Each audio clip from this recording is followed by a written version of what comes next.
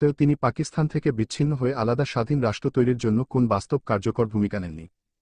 শেখ মুজিবুর রহমানের 7ই মার্চের ভাষণ হল ট্রিমেন্ডাস কন্ডিশনাল স্পিচ, যে ভাষণে পাকিস্তান রক্ষার শেষ চেষ্টা হিসেবে শেখ মুজিবুর রহমানের কাছে ক্ষমতা হস্তান্তরের শর্ত দেওয়া হয়েছিল, আবার ক্ষমতা না দেওয়া হলে পাকিস্তান বিচ্ছিন্ন হয়ে যাওয়ার সতর্ক হুঁশিয়ারি দেওয়া হয়েছে। 7ই মার্চের বঙ্গবন্ধু শেখ মুজিবুর রহমানের ভাষণ ছিল বিশ্ব ইতিহাসে অদ্বিতীয় এক অনন্য ঐতিহাসিক ভাষণ, যে ভাষণে তিনি স্বাধীনতা ঘোষণা করেও স্বাধীনতা ঘোষণা করেননি। সে কারণেই আমাদের স্বাধীনতা ঘোষণার তারিখ বা দিন এবং স্বাধীনতার ঘোষক নিয়ে চির বিতর্ক। আমরা 26শে মার্চকে স্বাধীনতা দিবস হিসেবে পালন করি, তার মূল কারণ হল 25শে মার্চ দিবাগত রাত 12টার পর পাকিস্তানি সেনাবাহিনী ঘুমন্ত বাঙালির উপর পৈশাচিক আক্রমণ ও গণহত্যাযজ্ঞ শুরু করে।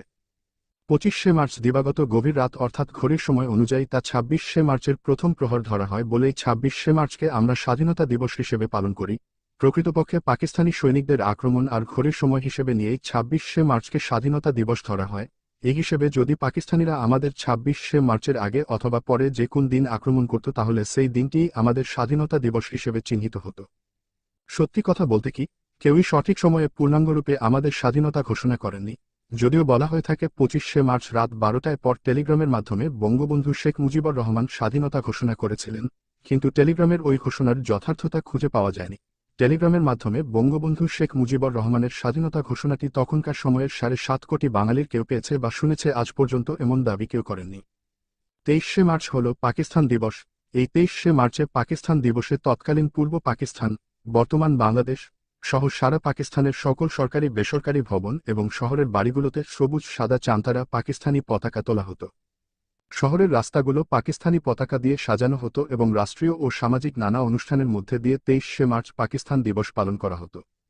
কিন্তু 71-এর 23শে মার্চ পাকিস্তান দিবসে পূর্ব পাকিস্তানের, বর্তমান বাংলাদেশের কোথাও কোন সরকারি বেসরকারি ভবনে পাকিস্তানি পতাকা তো ওড়ানো হয়নি, বরং জনগণ স্বেচ্ছায় স্বতঃস্ফূর্তভাবে এদেশের তৎকালীন পূর্ব পাকিস্তানের প্রতিটি সরকারি বেসরকারি ভবনে, প্রতিটি বাড়িঘরে, রাস্তাঘাটে, গ্রাম বাংলার গাছে গাছে, এমনকি বঙ্গবন্ধু শেখ মুজিবের বাসভবনে সবুজের মাঝে লাল বৃত্তের উপর হলুদ রঙের মানচিত্র খচিত স্বাধীন বাংলার পতাকা উড়িয়ে দিয়ে পাকিস্তানের যবনিকাপাত ঘটাল।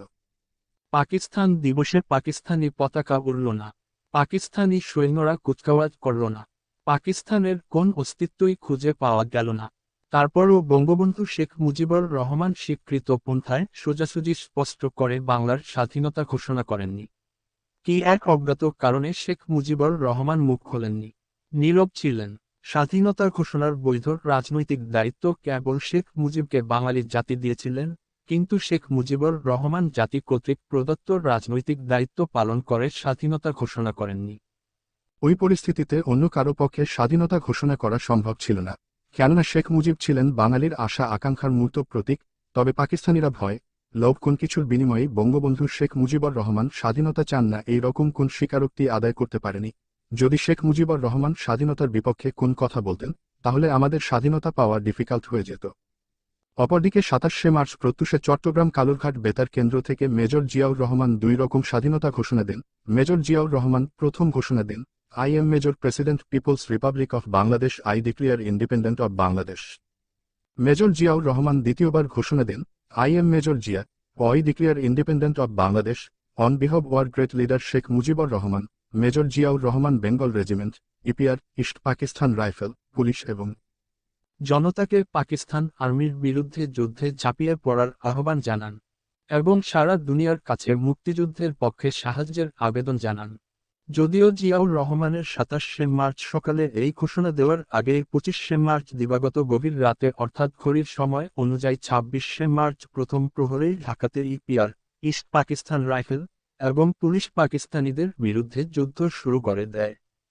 পাকিস্তানি সৈন্যরা ঢাকার রাজারবাগের পুলিশ হেডকোয়ার্টার এবং ঢাকার পিলখানায় আর হেডকোয়ার্টারে আক্রমণ করলে ইস্ট পাকিস্তান রাইফেল, আজকের বিডিআর এবং পুলিশ পাকিস্তানিদের কাছে আত্মসমর্পণ না করে পাল্টা আক্রমণ করে এবং আমরা ছাত্রজনতা ওই রাতেই ঢাকার বিভিন্ন থানা থেকে পুলিশের রাইফেল এনে পাকিস্তানিদের বিরুদ্ধে যুদ্ধের প্রস্তুতি নেই। কিন্তু আমাদের রাইফেল চালানোর ট্রেনিং, প্রশিক্ষণ না থাকায় আমরা পাকিস্তানিদের বিরুদ্ধে ওই রাতে যুদ্ধ শুরু করতে পারিনি। ইপিআর ও পুলিশের ওই রাতের যুদ্ধটা ছিল মূলত আত্মরক্ষার্থে। কারো কোন প্রকার নির্দেশ বা ঘোষণা ছাড়াই পিআরও পুলিশ পাকিস্তানিদের বিরুদ্ধে 25শে মার্চ দিবাগত গভীর রাতেই যুদ্ধ শুরু করে দিয়েছিল। তারপরও বলা চলে মেজর জিয়াউর রহমানের 27শে মার্চের সকালের স্বাধীনতা ঘোষণায় মুক্তিপাগল গোটা বাঙালি জাতি ভীষণভাবে আশান্বিত হয়েছিল, অনুপ্রাণিত হয়েছিল। বিশেষ করে যারা দেশের জন্য যুদ্ধ করতে জন্য মানসিকভাবে চূড়ান্ত প্রস্তুত হয়েছিল তাদের মধ্যে জিয়াউর রহমানের এই স্বাধীনতা ঘোষণা অভূতপূর্ব চাঞ্চল্যের সৃষ্টি করেছিল, উৎসাহ উদ্দীপনা ও প্রেরণার সৃষ্টি করেছিল। বঙ্গবন্ধু শেখ মুজিবুর রহমান মুক্তিযুদ্ধের নেতৃত্ব দেওয়ার কোনরূপ চেষ্টা না করে পাকিস্তানিদের হাতে গ্রেপ্তার হন। অজ্ঞাত কারণে তিনি কিছুটা ইচ্ছাকৃতভাবে পাকিস্তানিদের হাতে বন্দী হন বলে অনুমান করা হয়। 27শে মার্চ থেকে ঢাকার বাসিন্দারা দিশেহারা হয়ে লক্ষ লক্ষ নরনারী, আবাল বৃদ্ধ বনিতা পিঁপড়ার সারির মতো ঢাকা শহর ছেড়ে পায়ে হেঁটে গ্রামের দিকে চলে যায়। শহর ছেড়ে চলে যাওয়া মানুষের এই কাফেলাকে একমাত্র রোজ ক্যাম্পের কাফেলার সাথেই তুলনা করা চলে। সবুজ গ্রাম আর গ্রামের মেঠোপথ ঘুরে ওঠে শহর ফেলে পালিয়ে যাওয়া লক্ষ লক্ষ মানুষে। শহর থেকে আসা লক্ষ লক্ষ মানুষকে গ্রামের কৃষক কৃষানি নিজের সন্তানের মতো তাদের বুকে ঠাঁই দেয়।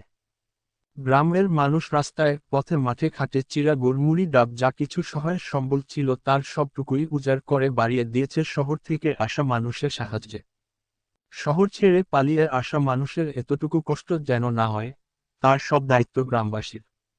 গ্রামের প্রতিটি বাড়িতে দিন রাত্রি ভাত রান্না হচ্ছে, লক্ষ লক্ষ মানুষ খাচ্ছে। কে খাচ্ছে, কার বাড়িতে খাচ্ছে, কার ভাত খাচ্ছে কেউ তা জানে না। যারা খাচ্ছে তারা জানে না কে খাওয়াচ্ছে, আর যারা খাওয়াচ্ছে তারাও জানে না কাদের খাওয়াচ্ছে। মানুষে মানুষে এ এক মহামিলন, এক মহাভ্রাতৃত্ব কখনো পৃথিবীতে এমন হয়েছে কিনা কিংবা আর হবে কিনা জানি না। মানুষ মানুষের এত আপন, নিজের চাইতে মূল্যবান অপরজন, এই দৃশ্য যারা দেখেনি তারা কোনোদিন বুঝবে না, তাদের কোনোদিন বোঝানো যাবে না। পৃথিবীতে এমন কোন ভাষা বা শব্দ নেই, এমন কোন লেখক নেই যে লেখক ওই সময়ের মানুষে মানুষে ঐক্য, ভ্রাতৃত্ব, সহমর্মিতা আর নিজের চাইতে অপরকে বেশি ভালোবাসার চিত্র তুলে ধরতে পারবে। ঢাকা থেকে পায়ে হেঁটে ফরিদপুরের গোপালগঞ্জ মুকসুদপুর গ্রামের বাড়িতে গিয়েছি। কত নদী পার হয়েছি পদ্মা নদী। 5 দিন 5 রাত্রি পথ চলেছি, তারপর গ্রামের বাড়ি এসেছি। একটি পয়সাও খরচ হয়নি, কোথাও একটি পয়সা লাগেনি। গ্রামের মানুষ খাইয়েছে, নৌকার মাঝি নদী পার করে দিয়েছে, বিনা পয়সায় খাওয়ালেন। থাকতে দেওয়া, নদী পার করে দেওয়া, এ যেন গ্রামের মানুষের মহাপবিত্র নৈতিক দায়িত্ব ছিল। হাঁটতে হাঁটতে পথিমধ্যে কত গর্ভবতী মা বোন সন্তান প্রসব করেছে, আর গ্রামের মা বোনেরা তার সেবার ভার তুলে নিয়েছে আপন করে। এপ্রিলের প্রথম সপ্তাহ, এবার মুক্তিযুদ্ধে যাওয়ার পালা। কিভাবে মুক্তিযোদ্ধা হওয়া যায়, মুক্তিযুদ্ধ করা যায়।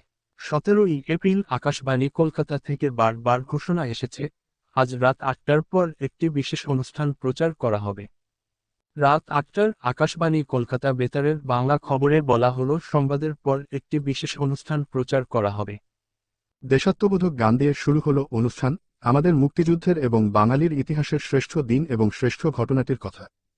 আজ 17ই এপ্রিল কুষ্টিয়ার মেহেরপুরের বৈদ্যনাথতলার আম্রকাননে জননেতা তাজউদ্দিন আহমেদের নেতৃত্বে স্বাধীন বাংলাদেশের প্রথম সরকার গঠনের কথা জানানো হলো। মেহেরপুরের বৈদ্যনাথতলার নাম ইতিহাসের স্বর্ণাক্ষর দিয়ে নতুন করে রাখা হলো মুজিবনগর এবং এই মুজিবনগরেই তাজউদ্দিন আহমেদের নেতৃত্বে শপথ নিল বাংলাদেশের প্রথম এবং বিপ্লবী সরকার। বঙ্গবন্ধু শেখ মুজিবুর রহমানকে করা হলো বাংলাদেশের রাষ্ট্রপতি এবং তার অনুপস্থিতিতে উপরাষ্ট্রপতি সৈয়দ নজরুল ইসলামকে করা হলো অস্থায়ী রাষ্ট্রপতি এবং তাজউদ্দিন আহমেদকে করা হলো বাংলাদেশের প্রধানমন্ত্রী। তাজউদ্দিন আহমেদের নেতৃত্বে একটি মন্ত্রিসভাও গঠিত হল। জেনারেল ওসমানীকে করা হল প্রধান সেনাপতি, অস্থায়ী রাষ্ট্রপতি, প্রধানমন্ত্রী, প্রধান সেনাপতি সকলের শপথ অনুষ্ঠান হল এই মুজিবনগরে। এখানেই প্রবাসী সরকারকে গার্ড অফ অনার দেওয়া হল, শুরু হল মুক্তিযুদ্ধের নতুন যাত্রা। বাঙালির ইতিহাসে সংযোজিত হল নতুন অধ্যায়ের, আমাদের মুক্তিযুদ্ধ সুসংগঠিত হল। আমাদের দেশের প্রায় 1 কোটি মানুষ শরণার্থী হয়ে ভারতে আশ্রয় নিল। আমরা যারা মুক্তিপাগল কিশোর, তরুণ, যুবক আমরা ভারতে গিয়ে সামরিক প্রশিক্ষণ, আর্মি ট্রেনিং নিলাম এবং মুক্তিযোদ্ধা হলাম। মুক্তিযোদ্ধা হওয়ার আগে শুধু ভাবতাম কবে মুক্তিযোদ্ধা হব, কিভাবে মুক্তিযোদ্ধা হব, ভাবতে ভাবতে গ্রামের বাড়ি থেকে আবার ঢাকায় চলে এলাম। এই ঢাকায় আমি জন্মেছি, শিশু থেকে কিশোর হয়েছি। এখানেই আমার সব বন্ধু বান্ধব। গ্রামের বাড়িতে আমার কোন বন্ধু বান্ধব নেই। মুক্তিযুদ্ধে যাওয়ার জন্য অন্তত একজন বন্ধু তো খুবই দরকার। কাজেই আবার শত্রুর প্রধান ঘাঁটি ঢাকায় চলে এলাম। প্রতিদিন ভাবি মুক্তিযুদ্ধে যাব, কিন্তু রাতে শুধু মা র কথা মনে হয়। মনে হয় আমি যুদ্ধে চলে গেলে মা শুধু কাঁদবেন। আমার জন্য মা অনেক কষ্ট পাবেন, অনেক কাঁদবেন। আমার আর কোন পিছু টান নেই, শুধু মা। আব্বার কথা আমি মোটেও ভাবি না। মা র জন্যই মনটা আমার কেমন হয়ে যায়। কেমন জানি সব কিছু এলোমেলো হয়ে যায়। এভাবে ভাবতে ভাবতে কয়েকদিন চলে যায়। মুক্তিযুদ্ধে যাওয়ার জন্য মনটা আমার অস্থির হয়ে আছে। কিন্তু মাকেও ছাড়তে পারি না, মুক্তিযুদ্ধেও যাওয়া হয় না।